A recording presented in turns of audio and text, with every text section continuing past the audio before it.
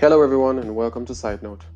My name is D-Terence, or you can call me D-Terence, and I want to thank you all for tuning in today for the very first episode of my podcast. Please be sure to leave a comment if you're listening to this podcast on Anchor, and let me know what you think of the podcast and the episode in particular. Today, I'm going to be talking about the 5 things you should be mindful of when planning to move to Europe as an African. Recent studies by Eurostat shows that over 20 million Africans have moved to Europe in the last year. Now, this number also includes asylum seekers, students, and settlers. See, the world is an undeniably global ecosystem, and geographical movement is just one of the many byproducts of this ecosystem. So, just a little background. I grew up in Cameroon, that's in Central Africa, until the age of 22, when I decided to relocate to Liverpool, UK, to study at the Liverpool Hope University for a master's degree in human resource management and development. I still remember the day I made that decision and the planning that went into executing this decision. The steps which I will cover in this podcast have been put together by my own experience and the lessons learned, but also from conversations with other Africans who are either living or studying abroad. See, leaving home is a very, very huge step in anyone's life. You're choosing to give up your comfort zone, so to speak, with the aspiration for a better future for the most part. In most cases, you're leaving behind your parents, your siblings, friends, and culture to embark on an uncertain future. So it's a decision not to take lightly, and therefore some thought has to go into the following steps.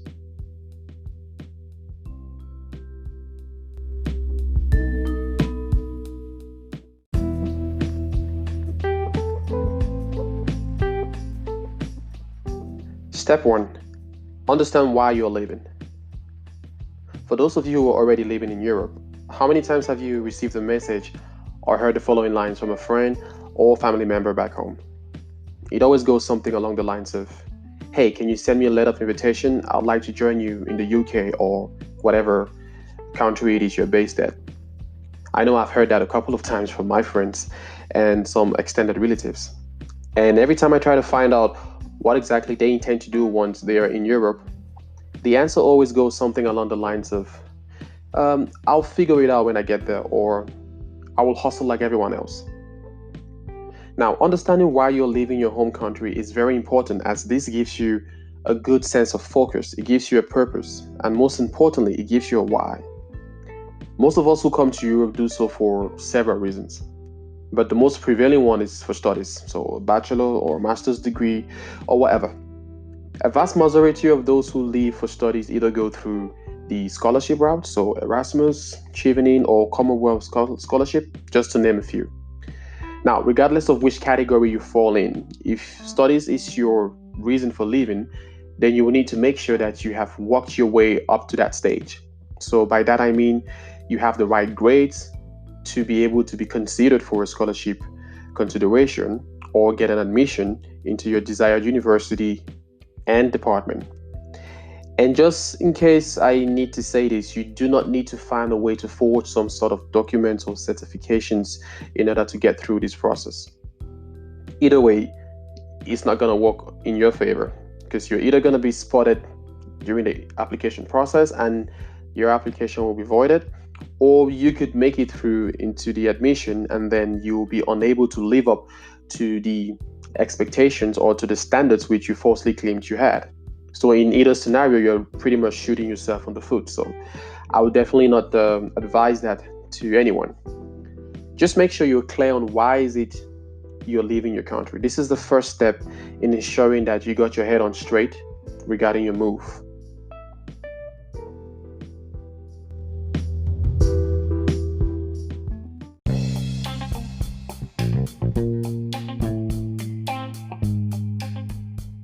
Step 2. Figuring out where you want to go. So now that you're clear on the reason why you want to embark on this adventure, the next thing will be to think about identifying where exactly it is you want to go. See, there are several variables to take into consideration when choosing a destination for your move.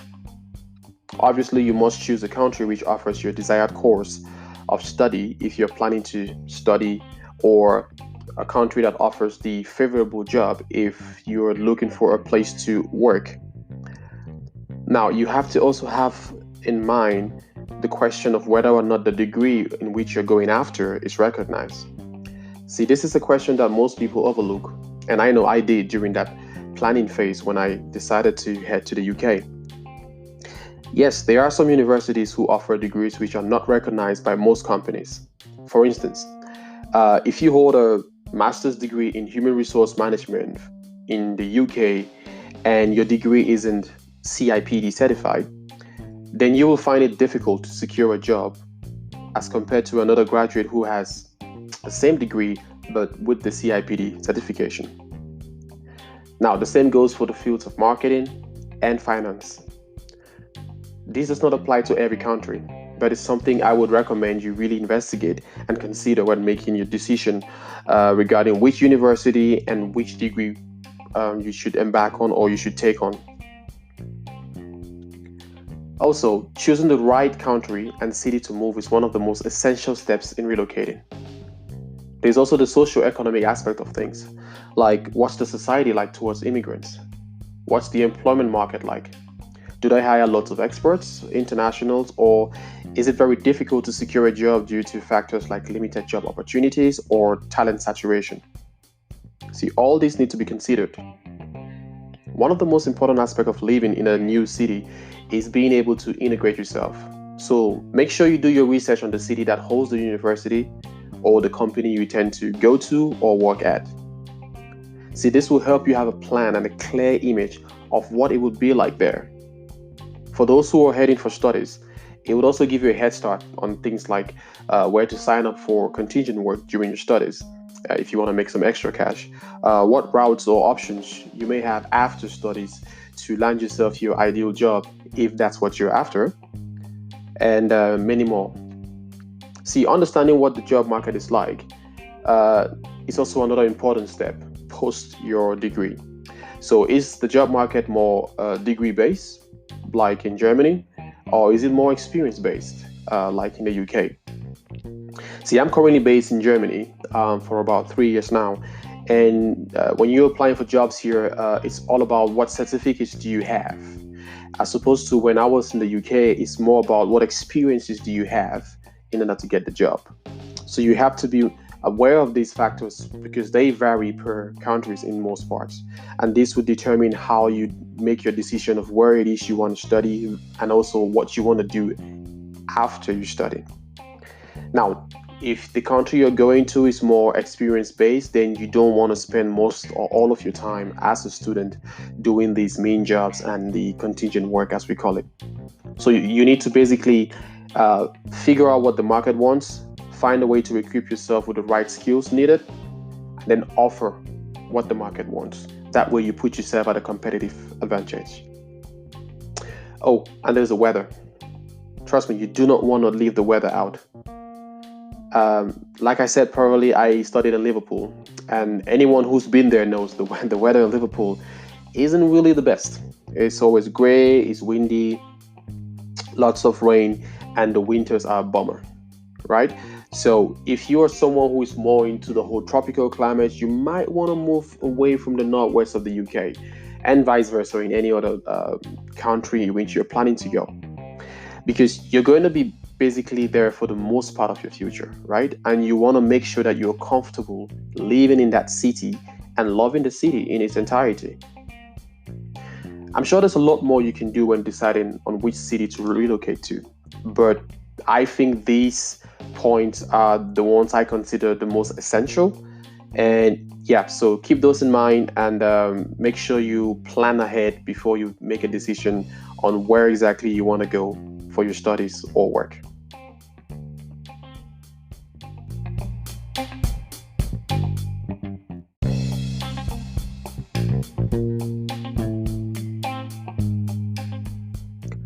Step 3, finance. Can you afford this? So you've identified why you want to leave. You've zoned in on where you would like to relocate. And if you're like most of us, you come from a modest family. If this is the case, then this step is what's going to pretty much make or break your plans for relocation. Of course, if you're fortunate to come from a well-to-do family, this is a no-brainer. See, let's take the case of the study route. The easier approach would be to be awarded a scholarship to one of the universities who are offering scholarships. If your grades are outstanding, then do some research and basically find available scholarships and apply for consideration. If this route is unsuccessful and you have to fund your studies by yourself, then besides the tuition, you would have to make sure you cover the following cost. The cost of living. So this is usually defined on the school's website. Healthcare costs, as basically some countries do not offer free healthcare coverage for international students. Obviously, your cost of accommodation, that is in case you do not have a friend or a relative who can basically offer you accommodation while you study. You have to obviously provide a bank statement, and I think we all know how that goes. And finally, the cost of basically the visa application. The last thing you want as a student is to worry about money and not enjoying the experience of being a student. Trust me, this will haunt you. If you're heading for a career route, then chances are that you already have been working in your home country and you have some sort of savings and a considerable amount of experience. But the same checklist would apply to you, except, of course, for the tuition. Now, regardless of which route you're taking, just ensure that you are able to financially sustain yourself at least for the first 6 months upon arrival, because I believe that's roughly how long it would take you to integrate the society and basically find your way around and figure out what other ways you can make extra money to keep you going.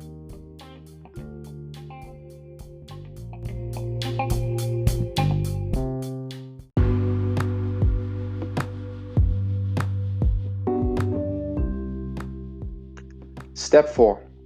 Mentally prepared. The mind is our body's best defense, undoubtedly. And like every other defense system, it needs to be properly prepared for any and all scenarios.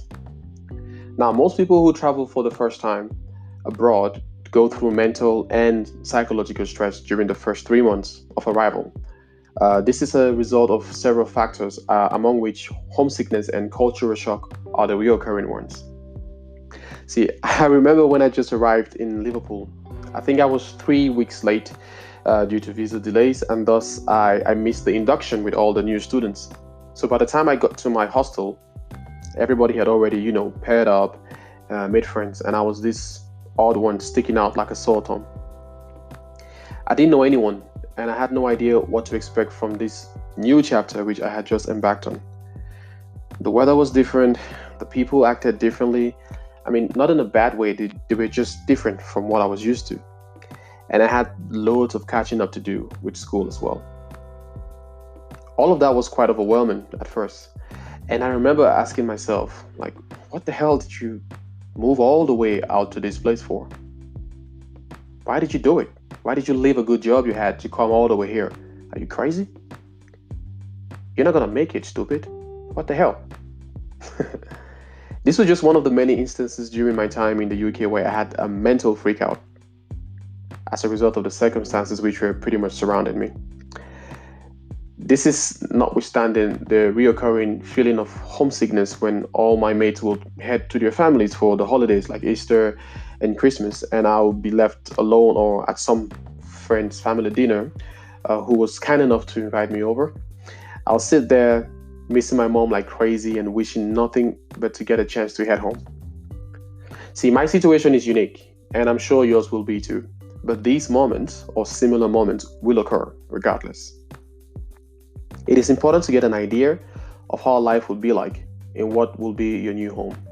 And although you can't know it all, you can at least prepare yourself mentally of what to expect. Some of you will have family members in the country you're heading to, and this will help a great deal, while others will have no one. And this would influence how you're gonna integrate yourself into the society. Again, there are a host of other factors which will play into this. For instance, if you're an introvert, this would be a more challenging experience as opposed to someone who is an extrovert person and loves to meet and connect with people. Regardless, all this doesn't matter. The best advice I can give you is that you should be excited for this new chapter. Look forward to the new people you're going to meet and look forward to creating new memories.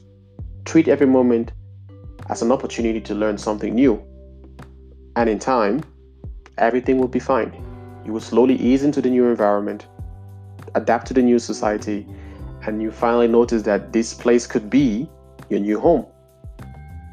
Just get yourself mentally prepared and everything will be smooth sailing.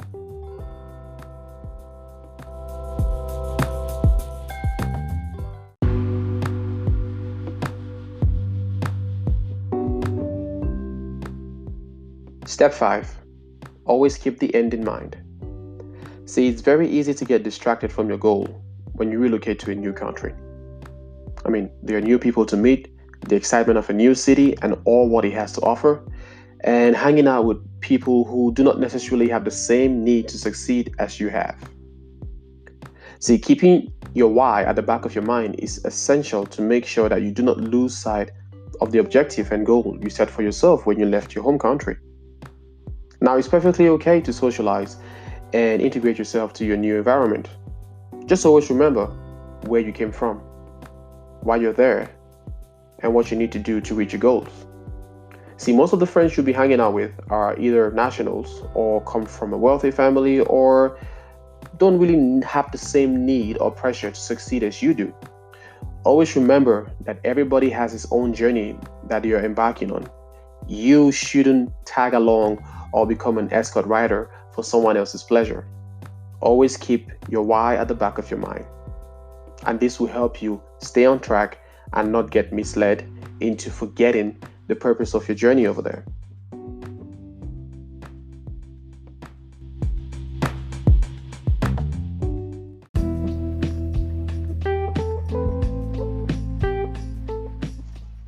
So there you have it, guys. These are the 5 things to keep in mind if you're planning to move to Europe for studies or work from Africa. I hope you found these informations useful. And if you're listening to this podcast on Anchor, please drop a comment to let me know what your experience was and if you have any topics you would like me to cover in this podcast. Until next time, I've been your host, D-Terence. Stay blessed.